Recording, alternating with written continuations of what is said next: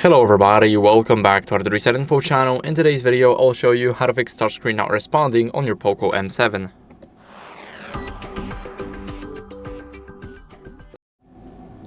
So first, what you guys want to do is go over and remove the screen protector or case because it can cause the interference, and let me explain why.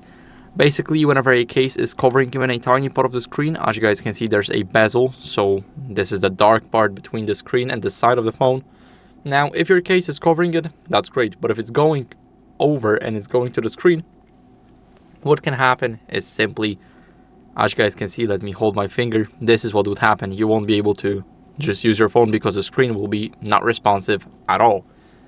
Next, what you guys want to do is for the screen protector, if it's not applied properly, if it also goes to the side right here, then that's also bad. You guys don't want to have it like that.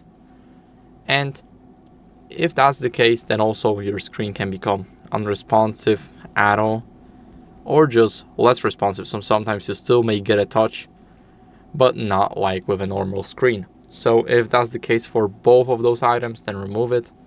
And next, clean your screen with a microfiber cloth. So this is actually very important. We want to get rid of any debris, moisture, and fingerprints. So this is very good to clean our screen with. Now, as you guys can see, I like going over the entire screen, carefully making sure that it is shiny. And after making sure that it is shiny, what we're going to do is we're going to restart the phone. So hold the power button and the volume up button at the same time until you see this menu pop up. You need to hold for about half a second and then just swipe down to reboot the device. Now it's rebooting, as you guys can see. And I'll see you guys once the phone restarts completely. After the restart, let's quickly enter the password. And next, what we're gonna do as a last resort is update our software. So this is what we're doing as a last resort here. We're gonna go over to the settings.